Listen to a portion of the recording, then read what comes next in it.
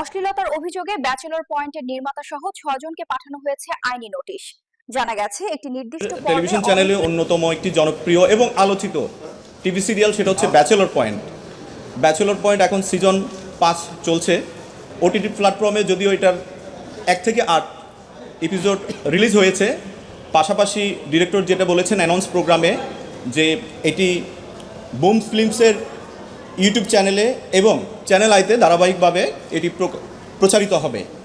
কিন্তু আমার যেটি নজরে এসেছে নাগরিক হিসেবে, যেটা আমাকে খুবই হতাশ করেছে এবং আহত করেছে, সেটি হচ্ছে বুম ফিল্মসের ফেসবুক পেজে এই নাটকের কিছু খণ্ডিত অংশ ট্রেলার আকারে এসেছে এবং সেখানে আমি দেখেছি অসংখ্য আপত্তিজনক অশালীন ডায়লগ সেখানে এই নাটকে আছে, যেটি আমাদের বাংলাদেশের যে দুটি আইন, জাতীয় অনলাইন গণমাধ্যম নীতিমালা এবং জাতীয় সম্প্রচার নীতিমালার বহির্ভূত, যেটি আমাদের তরুণদের যে নীতি নৈতিকতা বা তাদের স্বাভাবিক আচরণ, যেটি আমরা বহু বছর ধরে আমাদের যে সংস্কৃতি, পারিবারিক শিক্ষা, সামাজিক মূল্যবোধ, সেটিকে ব্যাপকভাবে বাধাগ্রস্ত করছে বলে আমি মনে করছি।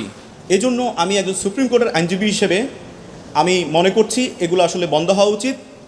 এবং যেহেতু বাংলাদেশের নাটক শিল্প খুবই প্রসিদ্ধ, পরিবারের সবাই মিলে দেখার মতো বিনোদনের একটি মাধ্যম বলা যায়। পরিবারের সবাইকে নিয়ে আমরা দেখি।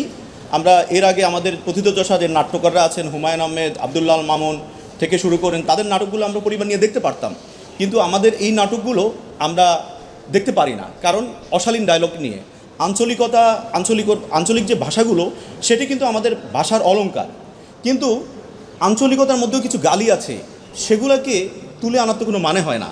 সেগুলো অভিনেতারা, আমি বিশেষ করে যেটি বলবো যে মার্জুক রাসেলের মুখ দিয়ে নোয়াখালীর কিছু শব্দ উচ্চারিত হয়, যেগুলো খুবই আপত্তিকর এবং এগুলো গালি, এতে কোনো বিফও ইউজ করা হয় না, সরাসরি এগুলো প্রচারিত হচ্ছে, যেটি আমি মনে করি এটা কোমলমতি শিশুদের, যেহেতু এখন ইউটিউব, ফেসবুকে সবাই ঢুকে, সবাই সেখানে প্রবেশ করে এবং কন্টেন্টগুলো দেখে।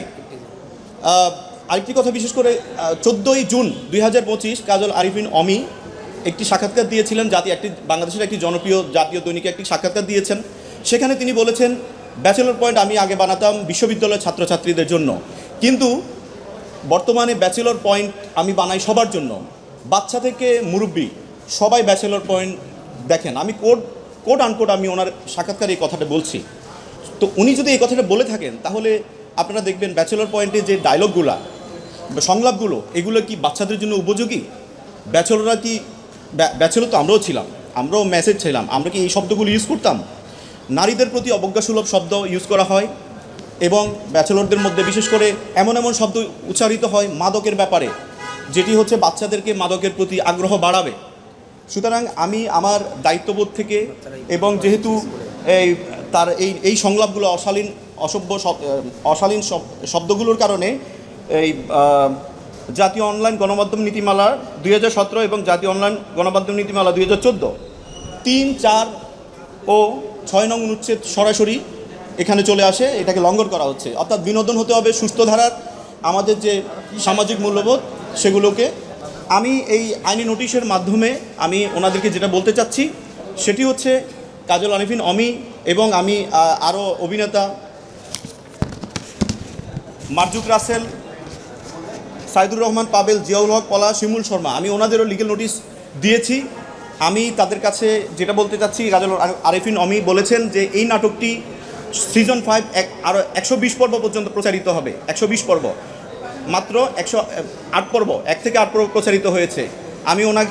আমি এই আইনি নোটিশের মাধ্যমে আমি ওনাকে সময় দিয়েছি, 7 দিনের সময় দিয়েছি, যে আপনি অবশ্যই এই অশালীন সংলাপগুলো আপনি প্রত্যাহার করে নেবেন, ওখান থেকে এই ক্লিপগুলো সরিয়ে নেবেন এবং ভবিষ্যতে বাকি পর্বগুলো প্রচারের ক্ষেত্রে আপনি অবশ্যই এই বিষয়গুলো মাথায় রাখবেন এবং অনলাইন নীতিমালাগুলো বা আইনকানুনের প্রতি আপনি শ্রদ্ধাশীল থাকবেন।